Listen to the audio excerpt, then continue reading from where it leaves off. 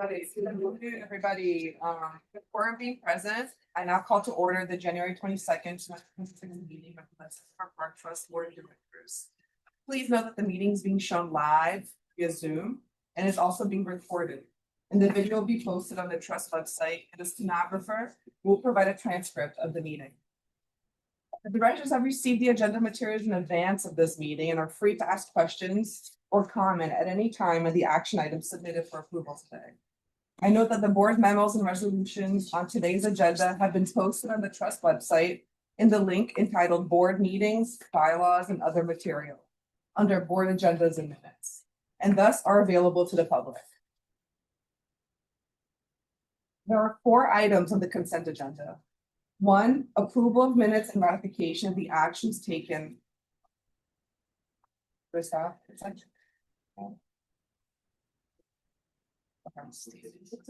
Right. Approval of minutes and ratification of the actions taken at the December 4th, 2025 meeting of the Hudson River Park Trust Board of Directors. 2, extension of term of contracts with AKRF Inc. and VHB Engineering Surveying Landscape Architecture and Geology PC for on-call environmental consulting services. 3, extension of term of contract with Green Collective Landscape Architecture and Urban Design PLC for park-wide on-call landscape architecture services. And 4, adoption of the 2026 procurement guidelines. Unless anyone has any comments, I'll now call for a motion to approve all items of the consent agenda. So moved. Second. Second. All in favor? Aye. Opposed? Abstentions? And the motion is approved. The only corporate item before the board is authorization to contract with PFM Asset Management, a division of US Bancorp Asset Management, Inc. for investment advisory services. Ms. Doyle? The trust uses an investment advisor to provide comprehensive fixed income portfolio investment advisory services for management of the trust's restricted and unrestricted funds. The trust's 3-year contract with PFM Asset Management, which was procured originally as a piggyback contract through the Battery Park City Authority, is expiring shortly. In accordance with the trust procurement guidelines, on September 24th, 2025, the trust issued a request for proposals for investment advisory services that was noticed in the New York State Contract Reporter, posted on the trust website, and emailed to a list of investment advisory service firms. The trust received 8 proposals on the submission due date of November 3rd, 2025. A selection committee comprised of trust staff reviewed the 8 proposals based on the RFP selection criteria and then interviewed 3 top-ranked firms. Based on the evaluation criteria, trust staff determined that PFM Asset Management, a division of US Bancorp Asset Management, Inc., was the most qualified firm providing the best value to the trust. PFM has extensive experience serving public sector institutions, including the trust since 2018, Battery Park City Authority since 2005, and the New York Municipal Insurance Reciprocal since 1995. Pricing for the PFM contract is based on an annual fee of 6 basis points on the previous month's average assets under management. Based on current projections, staff estimates the total fee for its services to be not more than $750,000 over the planned 5-year contract period. Accordingly, the trust staff requests board authorization to enter into a contract with PFM to provide investment advisory services in an amount of up to $750,000 over a 5-year contract period. Funding for this contract is expected to be available from the trust annual operating budget as approved by the board each year. And I'll just note that I was, Seconder Zuberi and I were in touch with Jeff Kaplan, who has been participating in investment calls with us of late, and he was fine with this recommendation as well. Are there any questions or comments? Now I'll call for a motion to authorize the trust to contract with PFM Asset Management, a division of US Bancorp Asset Management, Inc. for investment advisory services. So moved. Second. All in favor? Aye. Legends? Okay, the motion's approved. Okay, thank you. That completes the board action items for approval today. Please note that Connie Fishman and Tammy Meltzer weren't able to attend today, so the Hudson River Park Friends and Advisory Council reports will occur at our next meeting. Therefore, now ask Ms. Doyle to present the president's report. Thank you. Is everyone able to hear me over there? Yes. People able to hear me? Okay. I'd like to start by acknowledging recent reporting about the parking garage contract that the trust has had with Immigration and Customs Enforcement. Parks are supposed to be places of happiness, and this topic is obviously anything but. And we know that the news about our contract has caused fear and anger and more for people, including many of our park users.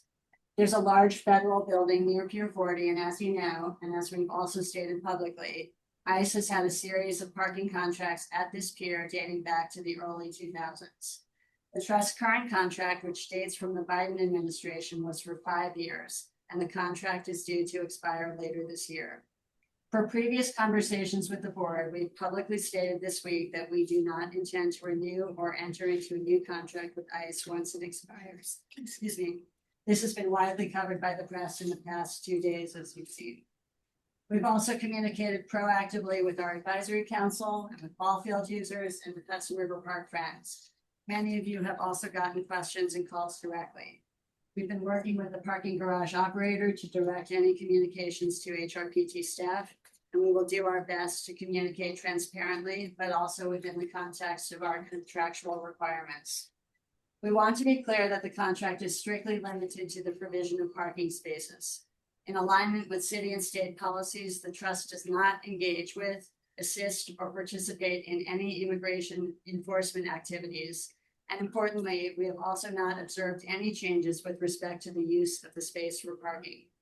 With that said, we of course recognize that some recent federal policies have created fear and distress for many in our community. We take these concerns very seriously too, and are committed to doing what we can to ensure the safety of every one of our park users. Hudson River Park is a place for everyone, a space that should feel welcoming, safe, and accessible. We remain committed to that principle and to being transparent with our community. I'd like to pause in the event anyone wishes to say anything. Noreen, you mentioned you've noticed no change in activity. Is this sort of have we ever noticed anything? No, most of you know that I've been here for a very long time, at times long in the past, maybe 10 years ago. I remember there were times where you would see more agents walking back and across the highway. These days, we honestly haven't even seen that level of activity as much. It's been a quiet presence, and that's been basically my dim memory for as much as I can remember about the use of the park over my career.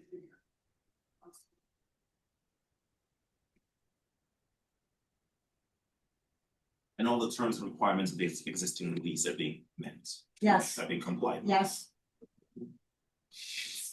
Parking. Yeah. Okay, well, we will continue to keep you posted. I know many people are continuing to call and let us know about their being upset, which we understand, and we will keep you posted and let you know, obviously, if anything changes in terms of what we're seeing. Thank you. Thank you. Okay. Following our discussion at the December 3rd meeting, the trust issued a short-term permit to the Battery Park City Authority to occupy most of the lawn panel at the southernmost portion of the park to relocate existing Verizon utility lines prior to doing some of the more intensive work planned as part of their Northwest Resiliency Project. The work is currently underway. On December 23rd, Battery Park City Authority notified us that they had received their requested authorization from New York City Department of Environmental Protection to construct a new below-grade tide deck in the same area to support a new pump station that will be installed on Battery Park City's lot immediately to the Battery Hudson River Park to collect stormwater during storm events that require deployment of the new planned BPCA floodlights.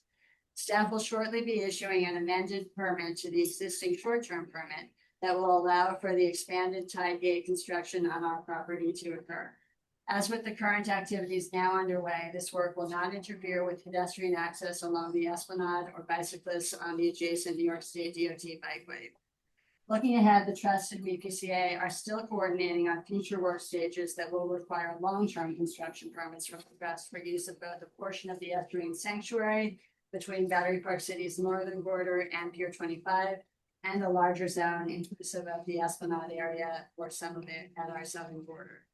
Meanwhile, a couple of miles north, the Hudson Tunnel project construction is continuing in the 29th to 30th Street area of the park, and Gateway continues to post weekly notices to the public of the construction activities that are occurring. To date, no issues have been identified as work proceeds. Amtrak and Gateway continue to coordinate with staff on a weekly basis. Speaking of the sanctuary, I'm sorry, yeah. Is that what the construction fencing is right Yes. now at So- just north of Sky? Right now, that's Battery Park City doing early conduit work related On to our relocating an existing burner line on our property. And shortly, that is going to expand minimally, but still not the Esplanade, to allow them to do some of the DEP utility work as well. And then there'll be a later stage permit that you'll hear more about from us. Okay, speaking of the estuarine sanctuary, the trust had held our 5th annual sanctuary science meeting earlier this month. In addition to providing highlights of our own research projects that you heard about at our September meeting, we invited a panel of partners from City College, York College, and Columbia University to discuss their park-based research projects. Topics include studying oyster and bivalve shells to assess environmental and climatic differences, not climactic, but different Climatic. stemming from varied habitat conditions, pollinator diversity due to climate change, and micro and nanoplastics in our waterways. We also invited 3 of the 31 scholars participating in our Visiting Scholars Program to present their research. The meeting also included discussion regarding design approaches for a potential new habitat enhancement project in the estuarine sanctuary, and about ways to increase the sharing of the growing amount of park science data with external sources. We will happily provide more detail on any of this if desired.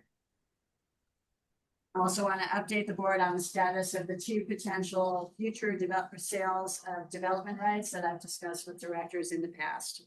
On December 15th, 2025, the Department of City Planning certified both the Friedland Properties and the Chapman Properties ULURP applications for the developers' proposed rezonings of their respective parcels located at 629 West 54th Street and 801 11th Avenue, which are referred to together as DeWitt Clinton Park North. Both developers attended a meeting of Community Board 4 last week, which the trust also attended. As you know, the developers have not committed to a closing date.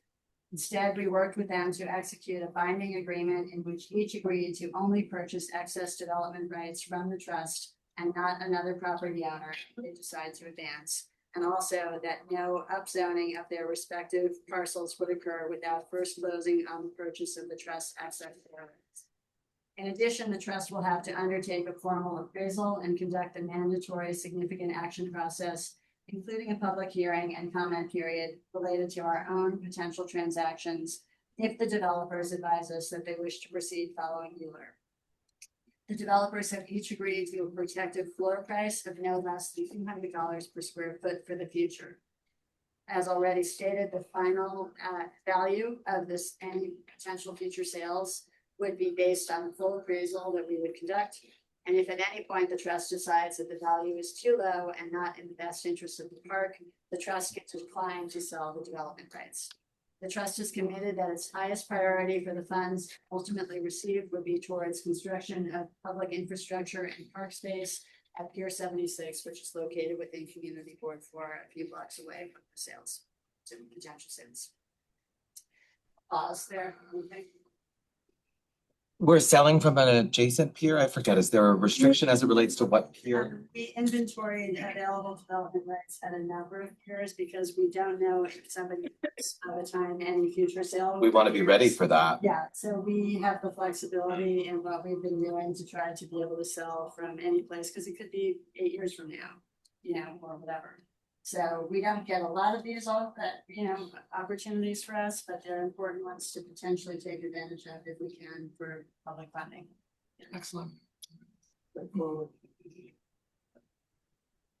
Okay, well, we are now well into budget planning season. Next week, on January 28th, the committee will be meeting to review the budget for fiscal year 2027, which begins on April 1st.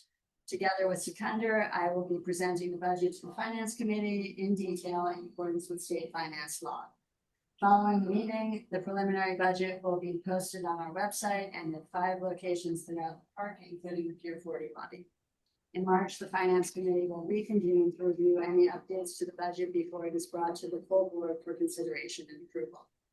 Because the trust must adopt the FY 27 budget before April, securing a quorum for the March meeting is essential, and Chris Facia will be sending you some more information about that, but at the moment we're holding March 24th and March 26th. I'm now going to just highlight a few key elements for the FY 27 proposed budget so that all of you can hear this as we are putting together the preliminary. And follow up with me At present, we are projecting total revenues for FY 27 to remain essentially flat, reflecting a modest increase of about 1.5%.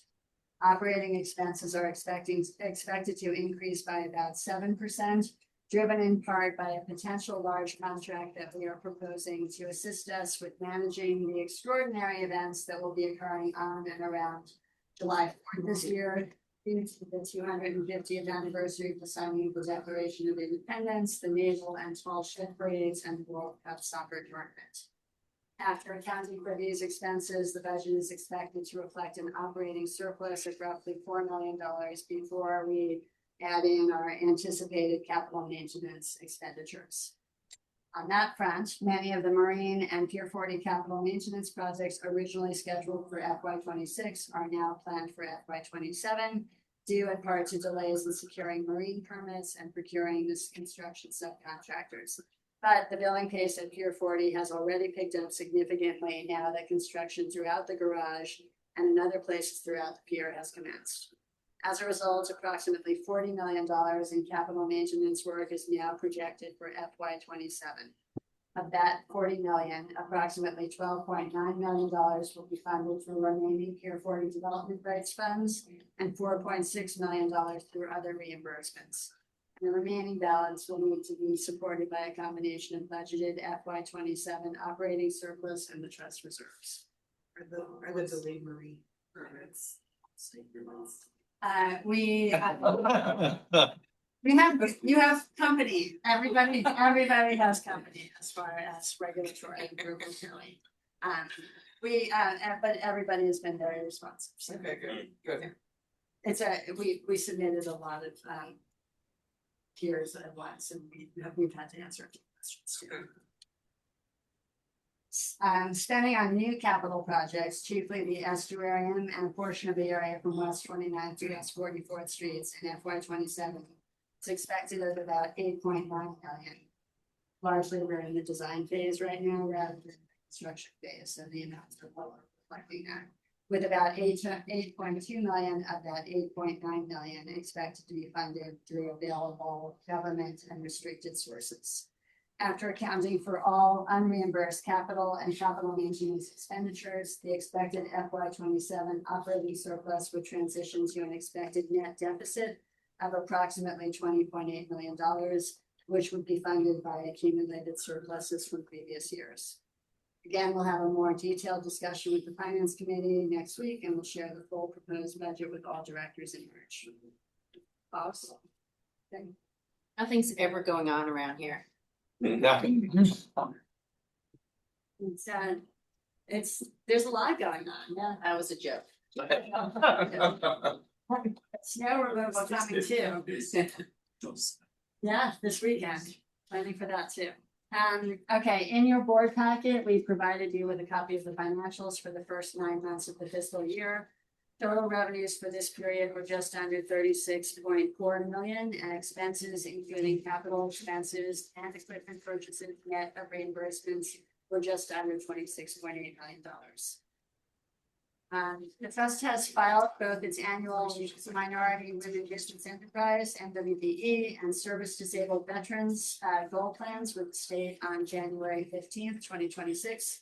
We expect to continue meeting the 30% MWBE goal for next fiscal year. For service disabled veteran businesses, the continuing shortage of certified service disabled businesses to perform certain types of work at the scale that we need at the trust continues to affect our ability to meet the state's 6% goal. However, we're glad to report that the trust achieved increases in expenditures this fiscal year, and we will continue to strive to do so. While staff throughout the organization works to achieve our goals, I'd especially like to thank Sean Singh and Jennifer Sosa and Elizabeth Pallone, who really do the grunt work and so much of the other work associated with the labor-intensive searches and the filings and the reporting of both programs. So thank them. Now, finally, for me, last meeting, we had to postpone the overview on care of public restrooms that we had previously promised you.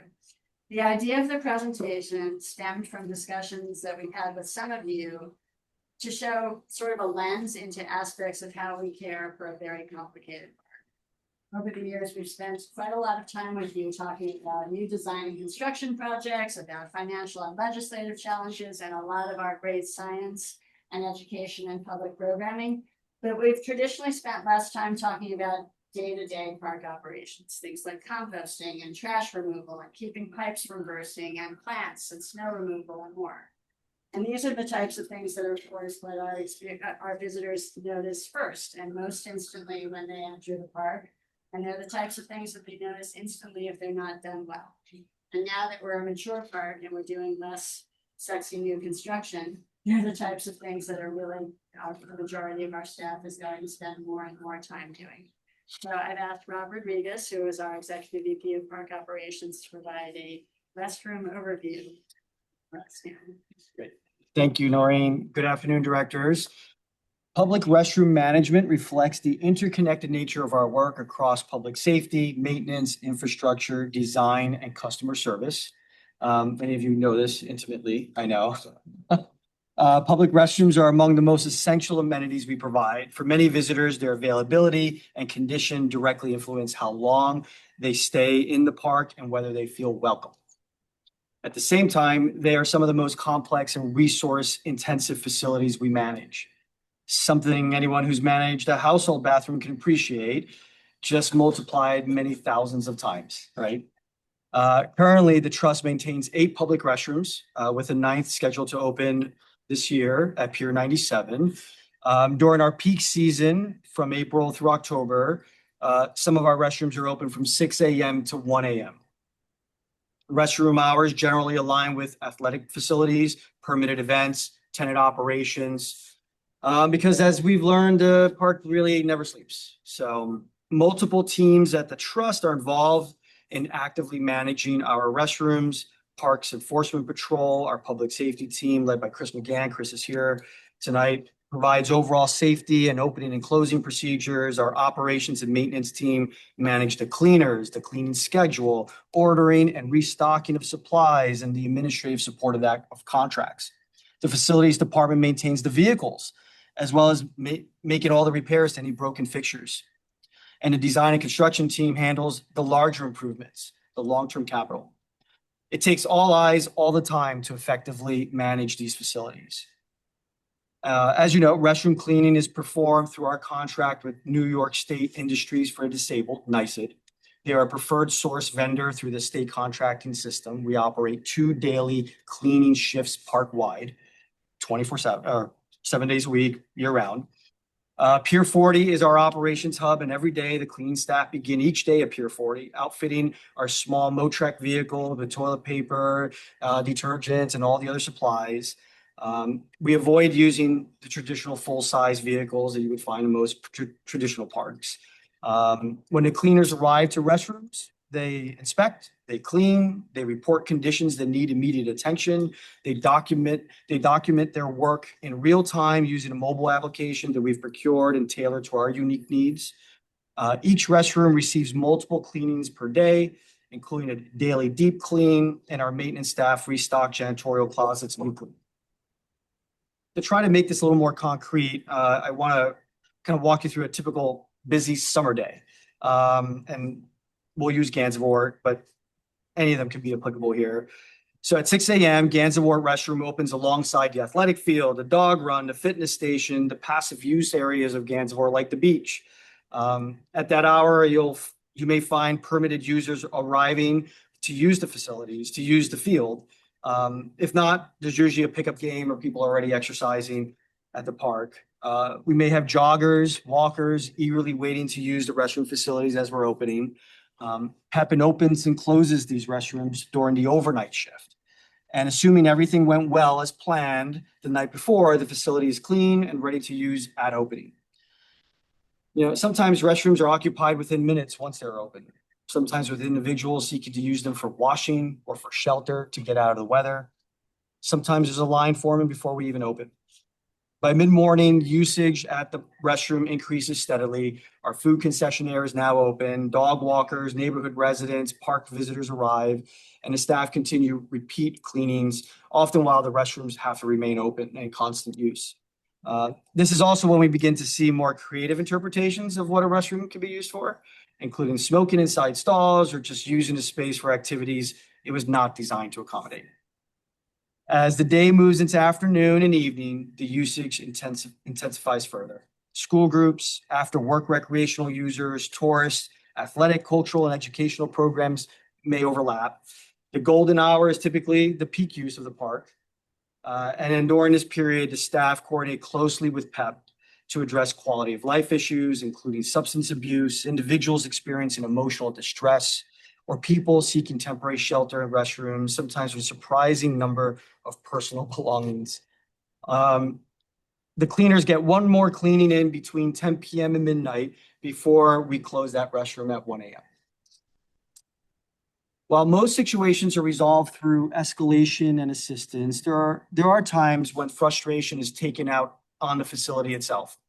In one instance at Chelsea Waterside Park, an emotionally disturbed individual who had been escorted from the park and hours later returned and destroyed a toilet and a sink and a stall door with a cinder block that he found somewhere. It was unfortunate, but it's always a clear reminder of why durability in our materials matter. We've also encountered security challenges. Chelsea Waterside Park again. We've experienced early morning break-ins before opening hours. And then after some investigation, we discovered that individuals were using like a modified piece of plastic, like a credit card, similar to a credit card, to defeat the door lock and get in. And that allowed other people to get in before we were open to the public. Our facilities team eventually responded, installed a latch seal, which are these overlapping metal pieces on the edge of the door.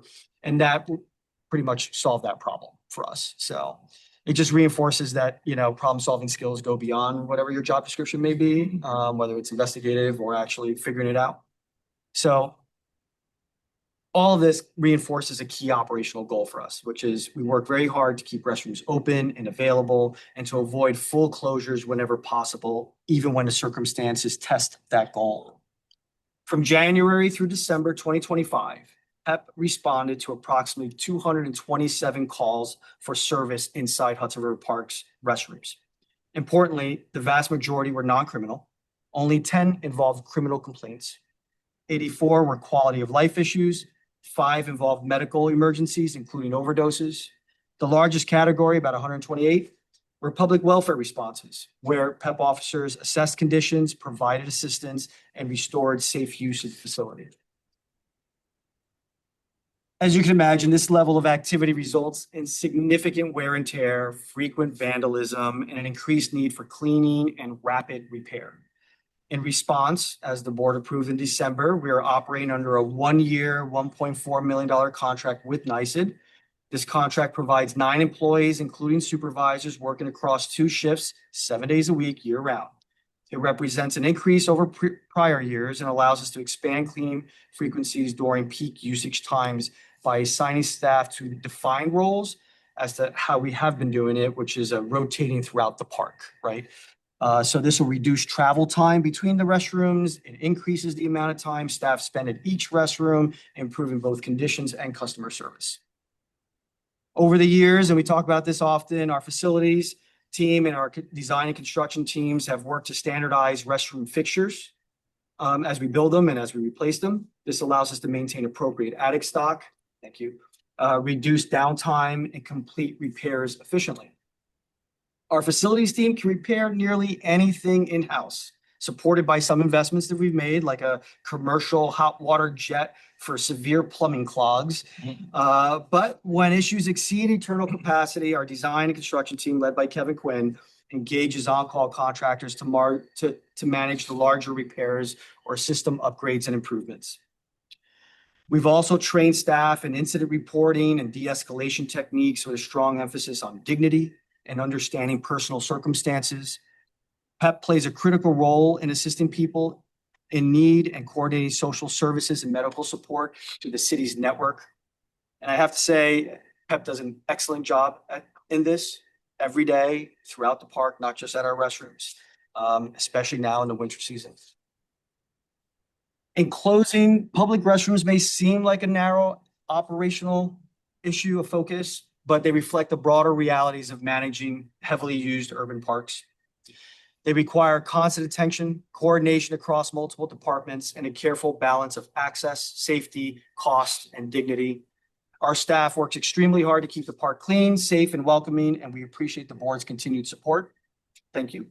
And I can answer any questions. Thank you. So how many, so it's kind of half and half. You maintain half and your concession there, or your maintain. So how many, as you say, you're starting to put people in certain areas. Yeah. And so one bathroom area, which covers, probably a fair amount of park use, is that one person? And then 2 shifts? So what we're looking to do with the expanded service is focusing one on the afternoon shift, the later shift, which is our busiest time, Right. and having more personnel there and then zoning them. So you can imagine that instead of having 1 or 2 guys working their way through 4 miles of park, that I'm just assigning one person to the village section of the park, for instance, and they're just handling Pier 45 and 51, which is an easy walk even. But a cart would make it faster. And that would just, we'll have more eyes. They'll be able to report conditions in more frequently. And obviously they'll keep up with the cleaning during those very heavy use time periods of the season. So And something to point out, most of you use the park for the bikeway, which is state DOTs, obviously. It takes 30 minutes easily in the golf cart to get to Pier 97, which is the one at the far left from Pier 40, where there are the 2 stars. It can even take longer when it's peak summertime joggers, bikers. and weekends, things. yeah. So this is an experiment to try to be more efficient with time, Yeah. particularly for certain areas where it's just harder to get to. That expansion of the contract also included for making sure they have a supervisor every day, because we weren't getting that previously. It was 5 days a week. We wanted it every day. So that should help as well to make sure we have quality control. So previously you had someone just moving down the park, then be back. And they would start, keep going and keep going. Expose on everything going on in the pier or just like restrooms? Just restrooms. Got it. Wow. Just restrooms. That's how intensive it is. Yeah.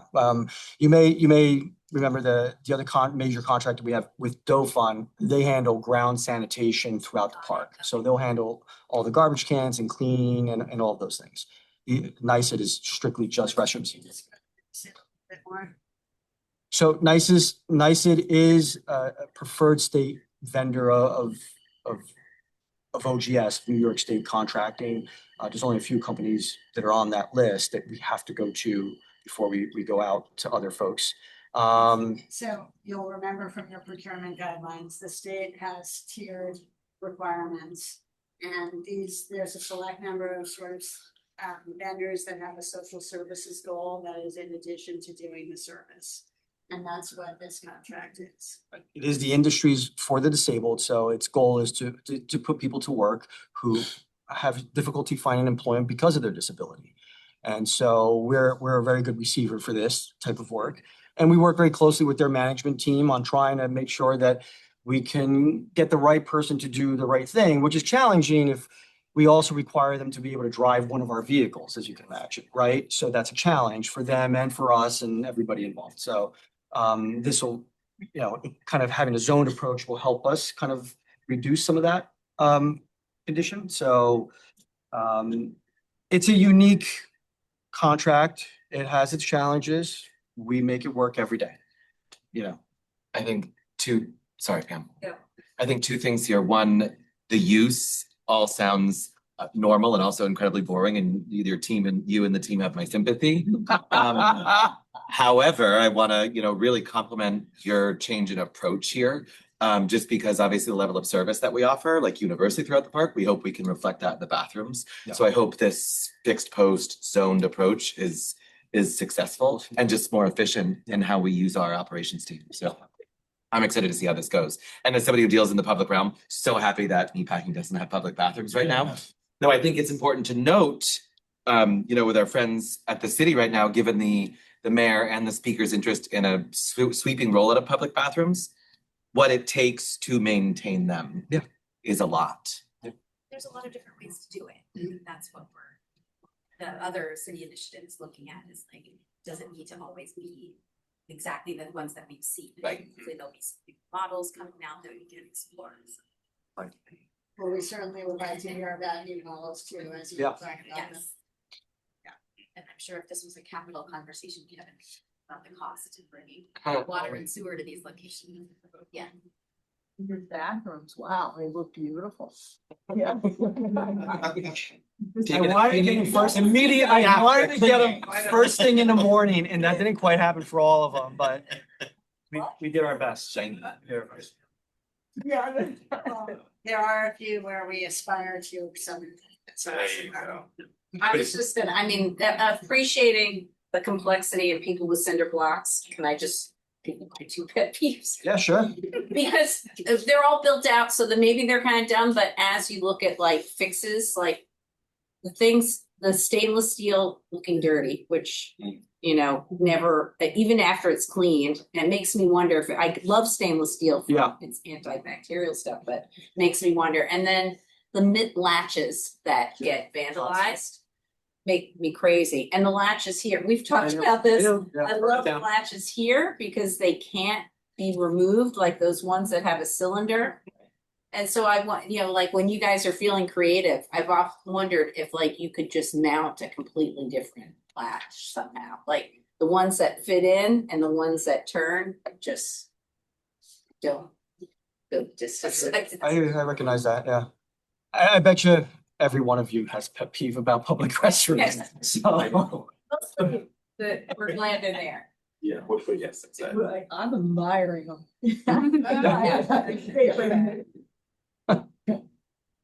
So that's the solution to a somewhat foolproof lot, you're saying? The ones here, and I've seen them before, I think they're at, remember, or the Whitney? No, moment. They turn, a thing turns into a channel that runs the whole door. So even if the hinges are integrated. off, It's still. it's not a tiny piece of metal going into a tiny. Yeah. I think that's the ones right here. too. Yeah, they're here and, yeah. Does everyone go use the bathroom? Yeah. Well, that was my goal. Hopefully, when you go into public restrooms now, you kind of think about wherever you are, because you might find a really, really good idea that we should know about. So. Start looking at gender neutral. That I know within parks we're kind of exploring it every topic, but I just don't know. So at Hudson River Park, we don't have any single-use public restrooms. They're all multi-use public we don't have any single-use restrooms. So we haven't really explored that. I know New York City has, we follow the law on New York City's, you choose the bathroom of your choosing essentially. But other than that, we don't have any single use. But something we can consider as we build new ones, when we build new ones. And are all the bathrooms, what's the word? Wheelchair accessible or all of Yeah. that? So that's Yeah, ADA accessibility is, Yeah, no, they are.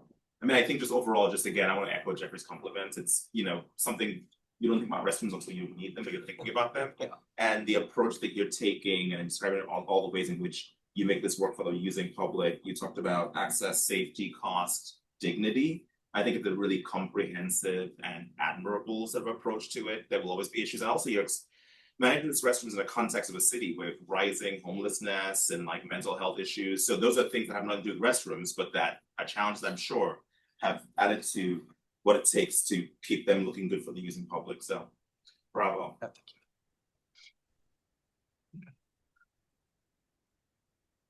All right. Further questions? Other business? One other thing I'll say, which Rob's math reminded me, can you just go back for 1 second? Towards the left of the screen, the public restrooms maintained by others, that star.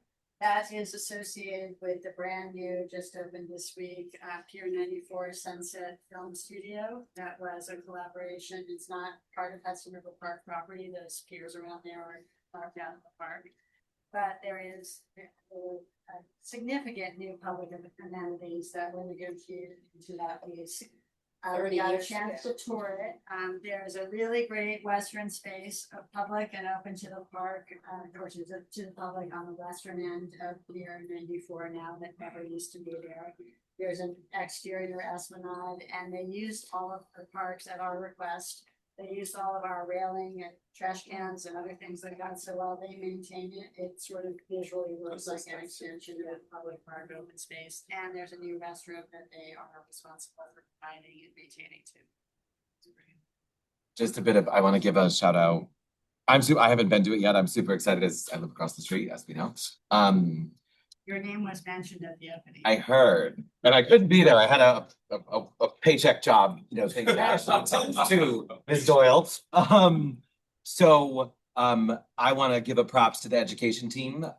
During the month of December, the Meatpacking District, we have our sanitation team that we always do a holiday luncheon for. We hosted here at the Pier, and we asked the education team to come in and give a sort of primer on the park, a 15-minute sort of park 101 to our sanitation guys. And not only was it easy because they just brought the stuff from the Discovery Lab, so like visual stuff, but they were able to sort of talk to the guys about how the role that they play is helping to keep the river clean as well. And like they had questions. Oh, that's great. They were engaged. It was just awesome. And the two folks that presented were just fabulous. Just 15 minutes. It was really, really great. These are all it's a mixed gender team, but I would say everybody's, you know, over 40. Our oldest person is in their 70s, and people were like actively engaged and excited by it. So props to the team.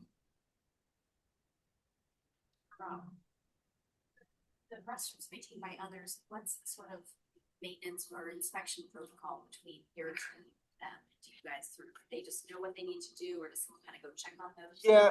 Go ahead. Nori may have one. Yeah, partly. Those are mostly not that setup. These are ones where contractually other party is required to have a restroom that is open, such as the one we are here. Right, so Okay. Pier 57, I didn't put the pier numbers on here, sorry. Pier 57 has 2 stars, because we know there's public restrooms here on this floor, and there's some on the roof in the public park. And there's 2 on this floor, and I think there's 2 upstairs too, so it's really 4. One is Little Island, one is Chelsea Piers that faces Pier 62, but Chelsea Piers maintains. The ferry terminal, anybody can walk in and use that restroom. So what's not listed on here are other restrooms in the park that may be in some more private spaces, like the boathouses, City Vineyard, for instance, right? I didn't list those here. So they're just maintaining the restrooms per the contract that they have. Yeah. Got it. Okay. So these are ones where overall lease compliance, if it's within the park, so the Pier 94 one is not within the park, but if it is something where someone is our tenant, we look at overall lease compliance. And for example, somebody's bathroom is out of commission for a while, we would be notified on the contract. I mean, we use those bathrooms too, so I, feel like I'm always inspecting, so. And PEP also supports those entities as well if they need help, right? An emotionally disturbed person who needs assistance, it's very typical for our tenants to call us, and PEP will respond and help in that case too, so. Good luck to your team on Sunday and Monday. Thank you. Yeah, got cots ready. Is there any further business? Okay, if not, may I please have a motion to adjourn today's meeting? So moved. Second. Second. All in favor?